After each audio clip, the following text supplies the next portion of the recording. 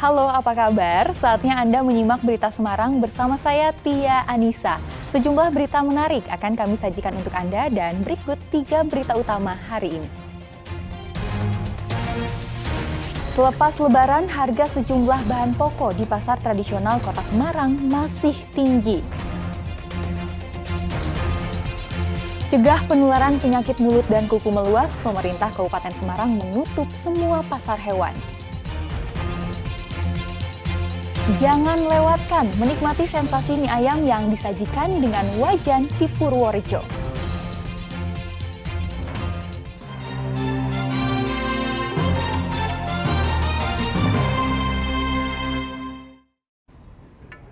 Kita ke informasi pertama. Selepas Lebaran, harga sejumlah bahan pokok di pasar tradisional Kota Semarang masih tinggi. Hingga kini harga cabai rawit merah menembus Rp50.000 per kilogram. Harga sejumlah komoditas di Pasar Karangayu Kota Semarang masih tinggi selepas Lebaran. Harga cabai rawit merah misalnya naik dari Rp30.000 menjadi Rp50.000 per kilogram. Sedangkan cabai rawit merah keriting dijual Rp45.000 dari Rp30.000 per kilogram. Sementara itu harga bawang merah ikut naik dari Rp30.000 menjadi Rp40.000 per kilogram. Tidak ketinggalan, bawang putih dijual Rp40.000 sebelumnya Rp35.000 per kilogram. Kenaikan harga dipicu petani gagal panen seiring cuaca buruk. Menyusul kenaikan harga, omset penjualan pedagang turun karena minat beli masyarakat berkurang. Lebaran harga cabai sekarang ini berapa 1 kilo? Habis Lebaran sempat 30, tapi sekarang naik lagi menjadi 50. 50 ya Bu. Ini sejak kapan naiknya Bu? Ya 2 hari. 2 hari ini ya? Kalau harga bawang putih sama bawang merah? Naik banyak tuh bawang merah, sekarang 40.000. Kemarin 30. Kalau itu Bu apa namanya? Telur berapa Telur itu? 27. 27 satu. Nah itu. Nggak ada nggak manen kena hujan. Oh, jangan. Pohonnya sama mati semuanya.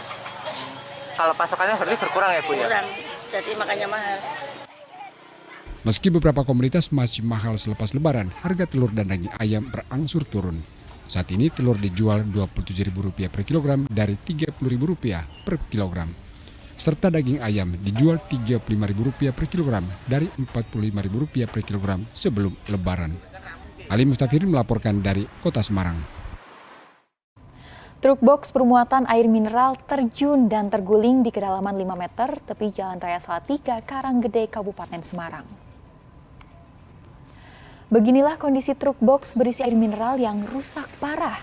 Truk yang dikemudikan Joko ini terjun dan terguling di kedalaman 5 meter tepi Jalan Raya Salatiga, Karanggede, Kabupaten Semarang. Kejadian bermula saat truk box akan mengantar air mineral dari Salatiga menuju Karanggede. Begitu tiba di lokasi kecelakaan dengan kondisi jalan sempit, sopir truk banting setir ke kiri guna menghindari bus. Namun roda kiri truk terperosok lubang di pinggir jalan hingga terjun dan terguling. Truk box dievakuasi secara mandiri tanpa korban luka maupun korban jiwa. Polisi di lokasi kecelakaan membantu mengatur lalu lintas saat evakuasi truk. Apa sebelahnya? Simpangan? Ya Simpangan. Tadi dari arah mana Pak? Dari arah mana? Dari sana. Dari Salatiga mau ke arah Sragen? Ya ke Karanggede. Terus? Terus bisa guling ini seperti apa Pak? Ya, apa itu Simpangan? Dengan apa Pak? Sama bis. Terus terlalu minggir atau apa Pak? Ya kan apa sempit jalannya, sempit gitu. Terus langsung guling Pak? Ya guling, Pak. ada apa jeglongan itu langsung guling. Seorang pelajar SMP di Kota Pekalongan ditemukan tewas tenggelam di Sungai Kupang. Korban hanyut terbawa arus karena tidak bisa berenang saat mandi di sungai. Wanita ini histeris kemudian pingsan mengetahui anaknya tenggelam di Sungai Kupang, Kota Pekalongan pada Sabtu sore. Sang anak yang biasa dipanggil Ardiansa hilang setelah bermain bersama temannya. Kejadian berawal saat korban pamit untuk belajar kelompok, namun bukannya mengerjakan tugas, pelajar SMP itu bersama temannya malah mandi di sungai. Korban hanyut terbawa arus karena tidak bisa berenang. Pencarian hingga larut malam dengan menerjunkan para penyelam. Meskipun petugas sempat kesulitan karena kondisi air keruh, korban akhirnya ditemukan di dasar sungai sedalam 5 meter dalam kondisi tidak bernyawa. Untuk korban ditemukan tidak jauh dari TKP, berada di dasar, dilakukan penyelaman oleh 2 penyelam dari Basarnas maupun juga dari Potensi SAR. Tadi ada kendala nggak di lokasi? Sejauh ini kendala karena sudah malam ya, gelap pertama, yang kedua kemudian air juga cukup butek ya, jadi agak menghambat gitu. Jenazah korban telah diserahkan kepada pihak keluarga untuk selanjutnya dimakamkan. Kuncoro Wijayanto melaporkan dari Kota Pekalongan. Gadis berumur 11 tahun di Sragen menjadi korban pemerkosaan. Meski telah dilaporkan ke Polres Sragen pada November 2020, polisi belum menetapkan tersangka. Siswi sekolah dasar di Sragen diperkosa dalam sebuah rumah kosong. Tidak terima dengan ulah pelaku, keluarga gadis berumur 11 tahun ini melapor ke Polres Sragen pada November 2020. Namun hampir 2 tahun polisi belum menetapkan tersangka. Pengacara korban berharap kasus ini segera tuntas. Polisi berjanji menuntaskan kasus ini karena penyelidikan terus berjalan. Salah satu kendala yang dihadapi adalah keterangan saksi yang sering berubah. Hingga kini, polisi telah memeriksa 16 saksi dan masih mengumpulkan alat bukti untuk menjerat pelaku.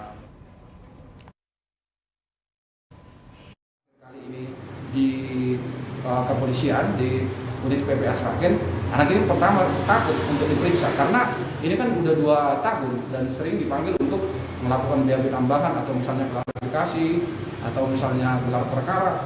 Nah, ini membuat ketidaknyamanan buat anak ini. Nah, harapan kami LBK Morsaron supaya kasus ini supaya cepat selesai. Karena dalam perkara anak tidak ada namanya restoratif justice. Nah, tidak betul kalau memang ada informasi di luar bahwa perkara ini tidak jalan, kemudian perkara ini mangkrak. Memang ada beberapa kendala dari yang dapat kita kumpulkan. Yang pertama itu pada saat kejadian kemudian dilaporkan itu kurang lebih waktunya hampir 1 bulan atau 1 bulan lewat, sehingga memang kesulitan bagi kita untuk bisa mendapatkan bukti otentik dari hasil terjadinya tindak pidana yang dimaksudkan.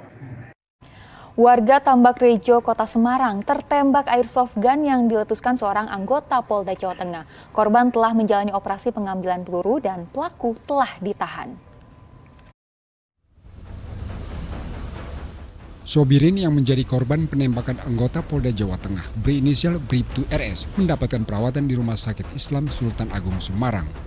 Lutut kiri warga Tambak Rejo, Kota Semarang ini tertembak airsoft gun saat berupaya melerai perselisihan Bribtu RS dengan sepupunya pada Rabu malam.